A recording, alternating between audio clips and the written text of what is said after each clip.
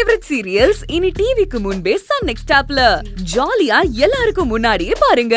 இப்பவே Sun next ஆப்பை download பண்ணி சப்ஸ்கிரைப் பண்ணுங்க.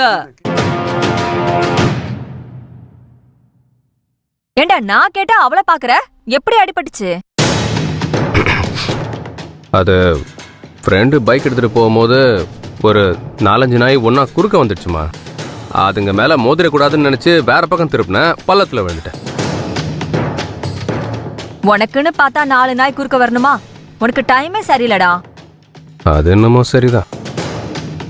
அடிய பார்த்தா 4 நாய் குறுக்க வந்து திருப்பி பள்ளத்துல போய் விழுந்த மாதிரி தெரியலையே. 4 பேர் சேர்ந்து கட்டையில மொத்தன மாதிரில இருக்கு. என்னடா இவ இப்படி சொல்றா? யார்கிட்டயாவது வம்பு பேசி யாராவது அடிச்சிட்டாங்களா என்ன? மா, சிஸ்டரு என்ன கலாய்க்கிறாங்களாம். என் மேல யாராவது கை வைக்க முடியுமா? இருடா இருடா, நான் போய் குடிக்க தண்ணி எடுத்துட்டு வரேன். தள்ளுறே.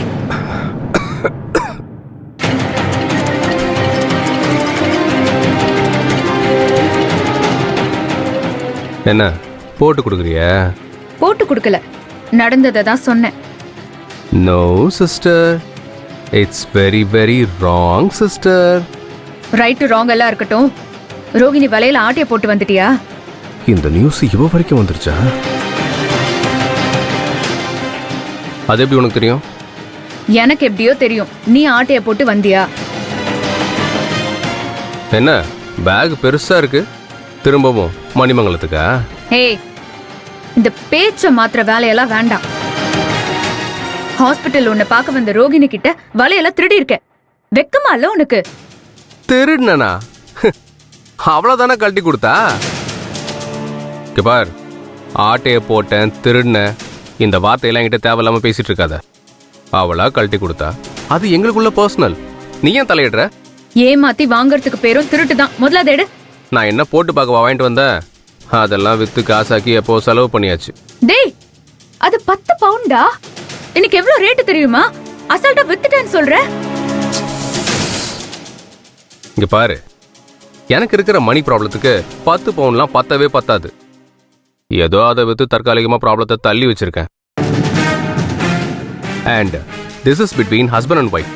நீ இதுல எல்லாம் தலையிடாத. இந்தா குடு.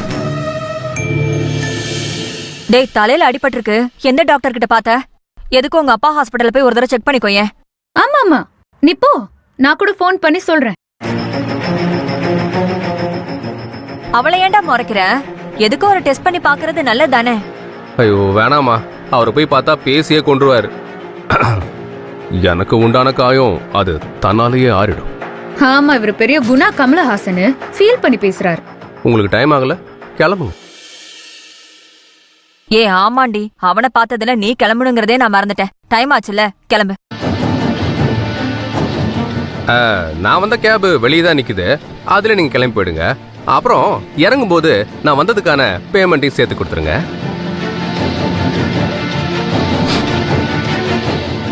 மா, பிரதருக்கு நீ பாட்டுக்கு கண்டதை சமைச்சு கொடுக்காத.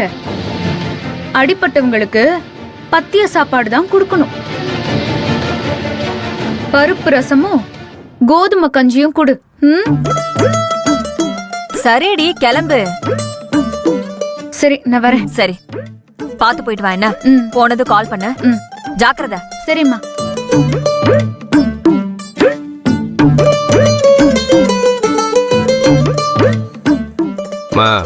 அவ ஏதோ தப்பு தப்பா சொல்லிட்டு போறா. காயம் சீக்கிரம் ஆறணும்னா நல்ல புரோட்டீன், கால்சியம் இதெல்லாம் வேணும்.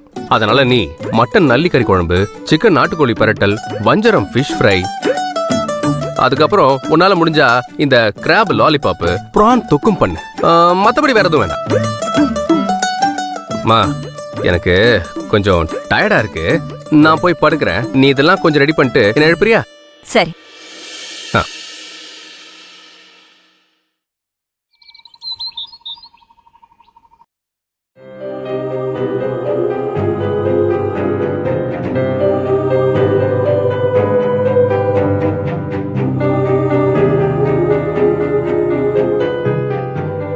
ஏய், அங்க என்னத்தடா நோண்டிட்டு இருக்க? எதையாவது போட்டு கீழே உடைச்சிடாத. அது எங்க தாத்தா காலத்துல வாங்கினது. அப்ப இதுவும் உங்களுது இல்லையா? கேட்டேன்.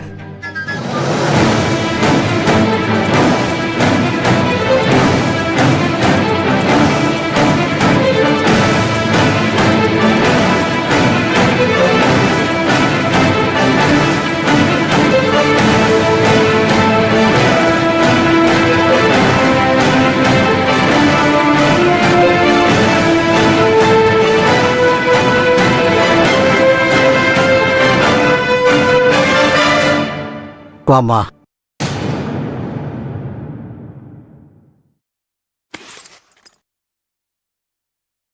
எல்லாம் கேள்விப்பட்டேன். அந்த காஞ்சனா என்ன சதி பண்ணாலும் அதெல்லாம் ஒண்ணும் இல்லாம ஆக்கிடலாம். நீங்க வருத்தப்படாம தைரியமா இருங்க. அந்த காஞ்சனா அவனை பழி வாங்குறதா நினைச்சு நம்ம குடும்பத்தை தெருவுல நிறுத்தாம விடமாட்டான்னு நினைக்கிறேன். அவ தலைகீழ நின்னு தண்ணி குடிச்சாலும் நான் இருக்கிற வரைக்கும் அது நடக்கவே நடக்காது தாத்தா.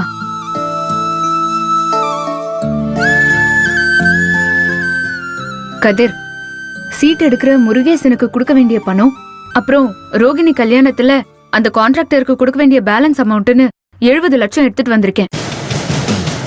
முதல்ல கொண்டு போய் அவங்களுக்கு செட்டில் பண்ணிட்டு வாங்க.